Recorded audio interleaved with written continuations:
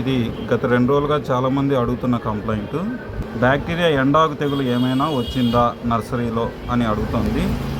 కానీ ఇక్కడ మనం చూస్తే ముదురాకు మాత్రమే ఎండిపోతుంది, లేత ఆకు ఆకుపచ్చగానే ఉంది. మీరు ఎక్కడ ఏ ఆకు చూసినా చూడండి, ఇక్కడ ముదురాకు ఎండిపోతుంది.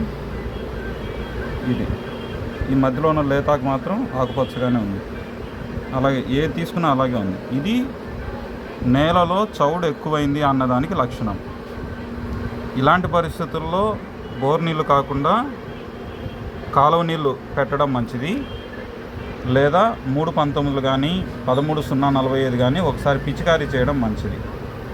అంతే తప్ప ఇది తెగులు కాదు. అదే కాకుండా మామూలుగా పొడ తెగులు కానీ వస్తే గుంపులు గుంపులుగా ఎండిపోతుంది. ఇలా ముదురాకులు మాత్రమే ఎండిపోవడం కాకుండా గుంపులు గుంపులుగా మొక్కలు చచ్చిపోతాయి పూర్తిగా. ఇది చచ్చిపోవట్లేదు, ఎండిపోతుంది. తేడా గమనించాలి. కాబట్టి ఇది బ్యాక్టీరియా ఎండాకు తెగులు కాదు. చౌడు ఎక్కువగా ఉండడం వల్ల ఇలా అయిపోతున్నాయి ఆకులన్నీ. ముదురాకులు ఎండిపోతున్నాయి, లేత ఆకులు ఆకుపచ్చగా ఉంటాయి.